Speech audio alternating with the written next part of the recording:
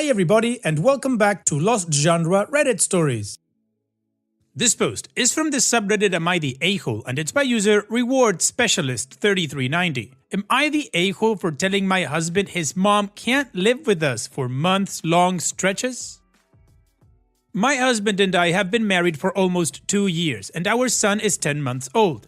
We live in Canada. I grew up here while my husband immigrated when he was a student.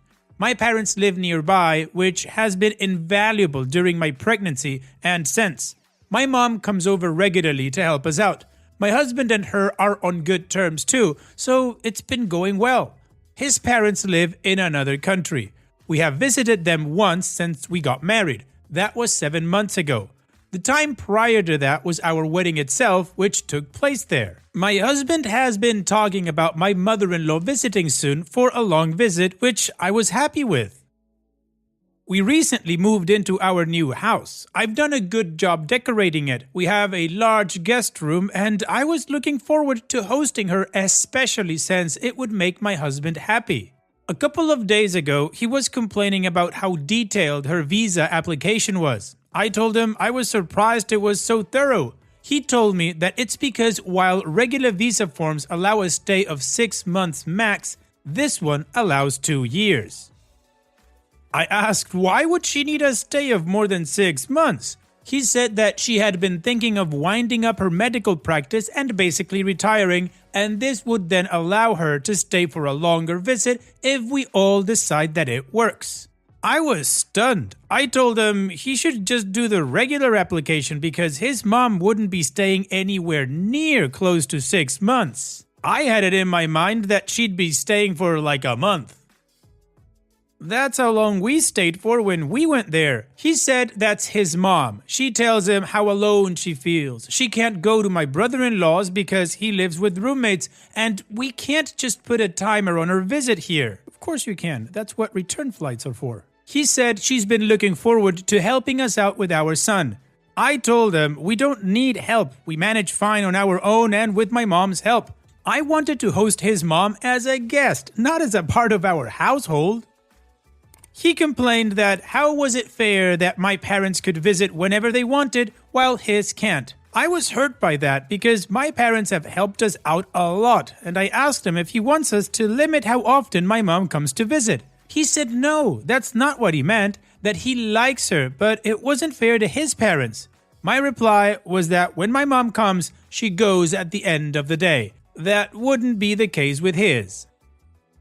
I ended it by saying he should look into the easier regular form because she can't be thinking of staying for that long. He chose to sleep on the couch that night and has been cold with me since. I hate that. We've never been cold to each other like this. I talked to my mom too. She said that having his mom live with us for long stretches would definitely affect me. That this is worth fighting for. I haven't seen him working on the application since. Last night, he went out when his mom called. When he came back, I asked him how she took it. He told me he had told her he's looking into what application best suits her. He asked me if I'd changed my mind. I said no. He just shook his head and started watching TV. Am I the a-hole? No, OP, you're not the a-hole. Honestly, 6 months, like you say, would already be too much time. But he's looking into a visa that lasts up to 2 years? That's not a visit, that's coming to live. I think your argument made perfect sense when he said that it wasn't fair because of the amount of time that your parents spend versus his. The thing is, your mom leaves at the end of the day. And as you correctly pointed out, your mother-in-law wouldn't. So in my opinion, the only way that I would compromise is that, okay, she can stay with us for a month. And in that time, if she wants to spend up to 2 years with us, she needs to get her own apartment. With the caveat that she also shouldn't be visiting every single day if she does so. At least not more than your mom, and hopefully your mom isn't there every day either. And what do you guys think? Let me know in the comment section, and now let's check out the community comments.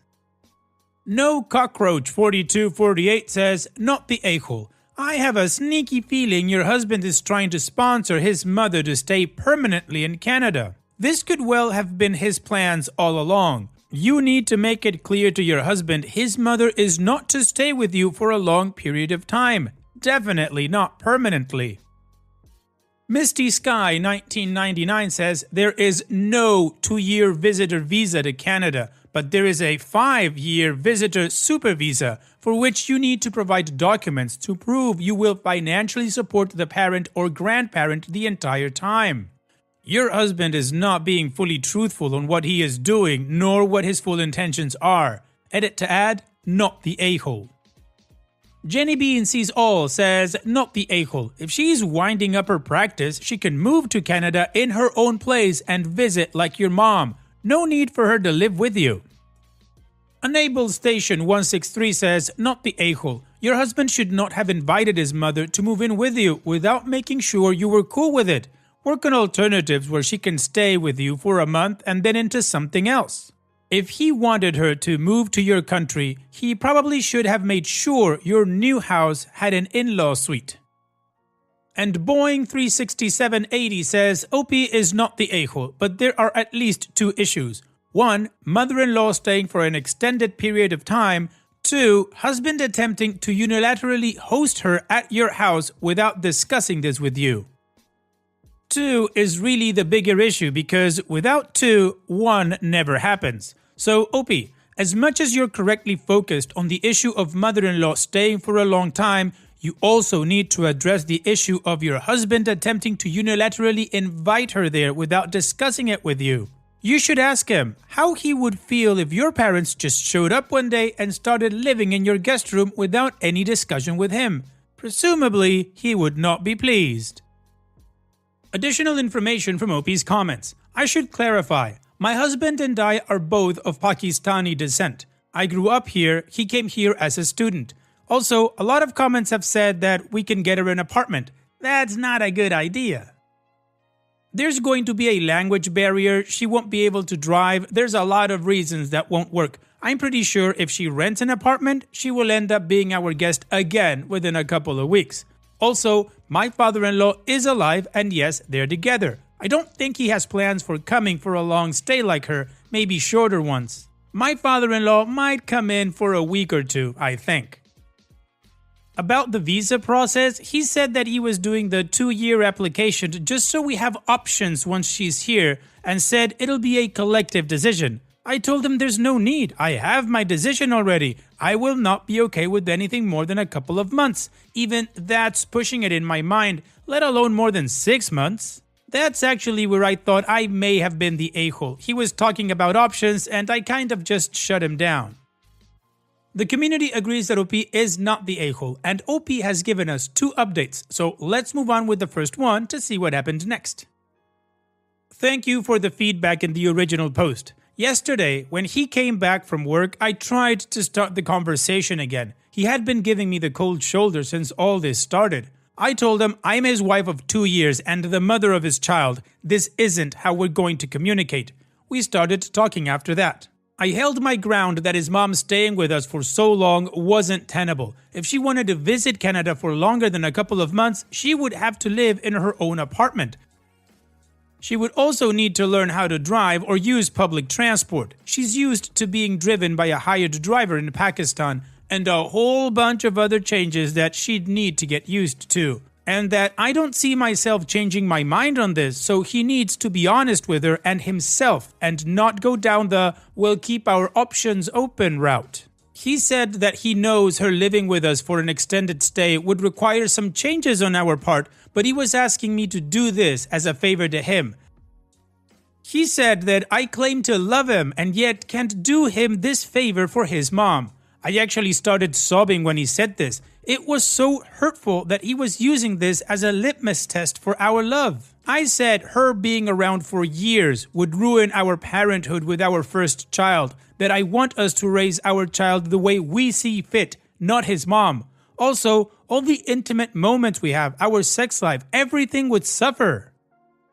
My parents are Pakistani too. I know this will happen. He again asked me to just not shut the door completely, that he'll tell his mom the stay can only be for a month or so, and I can let him know if I think the change wasn't too much. And we landed on a compromise, that for now, they'll do the regular visa application that only allows a max stay of 6 months. If I change my mind, he'll do the super visa. He then had a long call with his mom, which his older sister also joined in. It actually lasted an hour and a half. He was in the backyard for the call and came back in to grab a chair. It was that long. Also, from what I could see, he was mostly listening for that conversation. When he came back in, he told me to just not answer any calls or messages from his mom or sister. Meanwhile, I've received like 4 missed calls and 20 messages from them, mostly Islamic quotes about the rights of parents. I've told them that I can't talk since I'm busy with my son right now.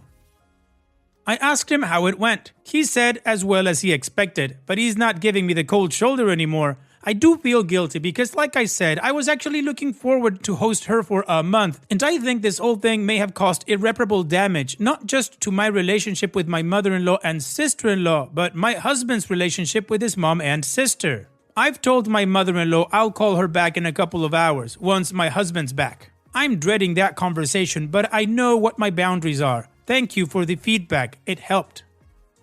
Alright, so now let's move on straight to the final update to see how this story ends.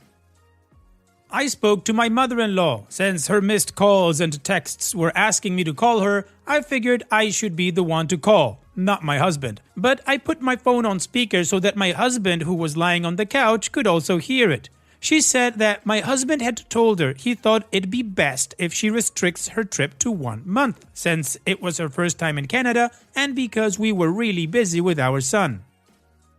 She then said that ever since my husband had come to Canada as an 18-year-old, he'd always wanted her to visit for a long duration, and now all of a sudden he was asking her to restrict it when she wanted to help with her grandson, and said she knew I must be the reason why.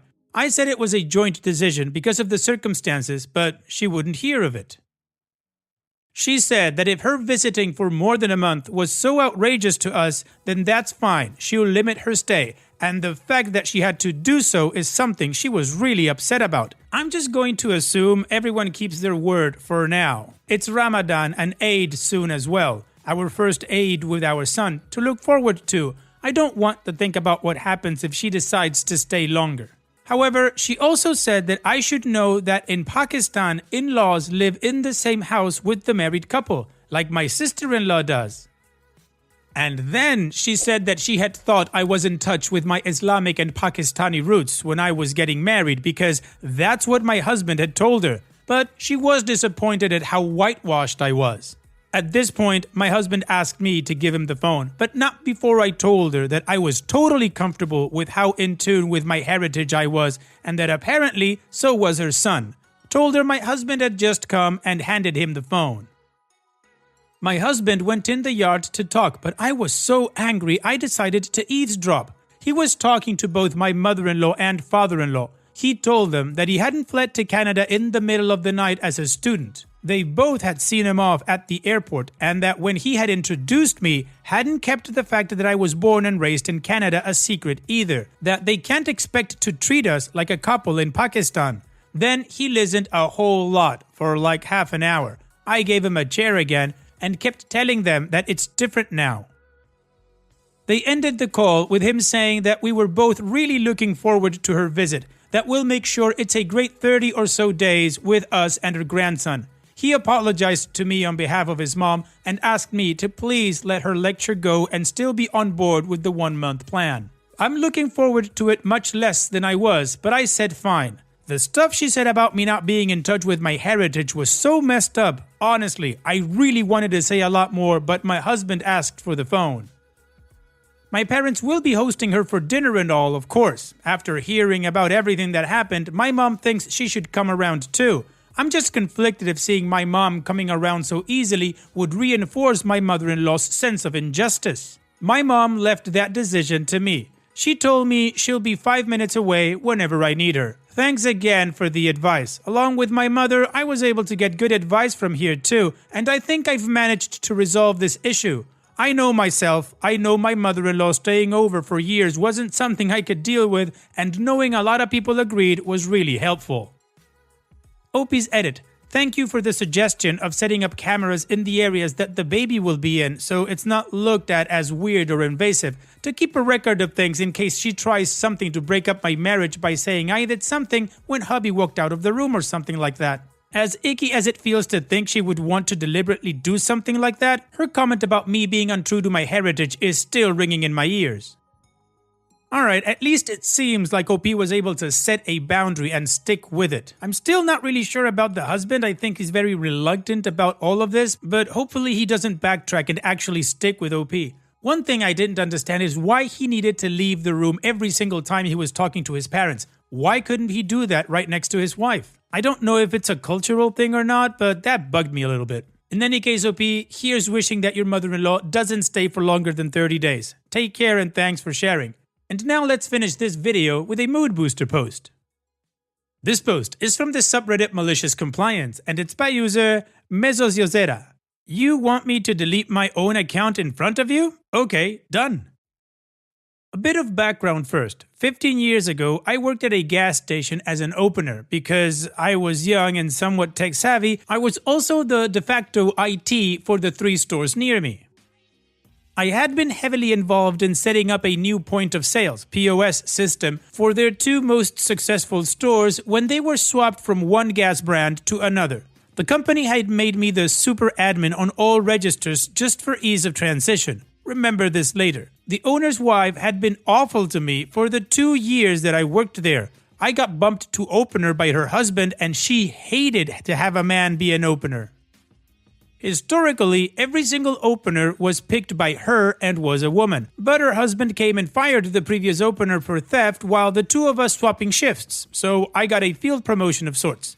The wife was constantly scrutinizing everything that I did, constantly calling me in the mornings to be rude and berate me for a bunch of minor things I did wrong. You used wet wipes on the area around the drink machine. I want you to use paper towels and spray. We were out of paper towels and the spray we had smelled like a hospital anyway. I came in your store last night and there were 3 rows of Snapple apple. You could probably increase sales by putting 1 or 2 of those rows to a different product. Even though the Snapple fridge was 100% handled by the vendor, and we'd signed a contract that we wouldn't change the layout of the product, etc., etc. Long story short, she was awful to me because I was a dude. Anyway, I had set up their point of sales system because I was somewhat tech savvy. I was made super admin on the new registers they had. I was desperately looking for work when I found a temp IT job which led to my current career in IT. I got a new job offer and gave her husband 2 weeks' notice, but never told her because I did my very best to avoid talking to her unless necessary. When she found out, it was Tuesday of my last week and she legitimately lost her mind, gave me a ton of stuff to do, and worked me to the bone until 2 p.m. on the last Friday I worked. Finally, the time to depart forever came, and she personally came with an office worker and stood by me and asked me to delete my account from the register. I knew I was a super admin and I had been told if I ever left to convert the account. She had been told this but had long forgotten it, so I said to hell with it and complied, then went to the other store and did likewise while she watched. I go about my life, start my new job, and end up about 3 weeks in when I get a frantic voicemail and like 20 texts and calls from her. I called the office worker who had stood over my shoulder with her and got the scoop. She basically couldn't change any prices at all when new beer and soda prices started rolling out, and her new opener had just let it all pile up because she didn't know how to do it, and they were going to have someone come train her. They had a bunch of items 5 or 10% below the price they were supposed to be at. Margins on cases of beer are low, and this was nuking their profits. Once I thought it over, I texted her and said, "You asked me to do this. It's on video, and we have 3 witnesses. The person she had me training, the person I swapped with, and the office worker who had quit in the 2 weeks since." I found out later that they ended up spending $6,000 to get the company back out to fix the issue. Also, the boss's wife legit had a Facebook page at one point with people planning to crap on her grave when she died one day. Edit for clarity, she's still alive. So I wasn't the only person she was awful to, but I do feel like I got a one-up on her and it feels good. Well, OP, you definitely did get a one-up on her, a very expensive one-up for her. Thanks for sharing, OP. And that's it for today's video. Thank you so much for taking the time to watch it. Now, if you've gotten to this point in the video, I assume that you like these stories that I'm reading out, so here are a couple more that you might enjoy. And if you don't have any time to watch another story right now, save it for later, and also, don't forget to hit that subscribe button.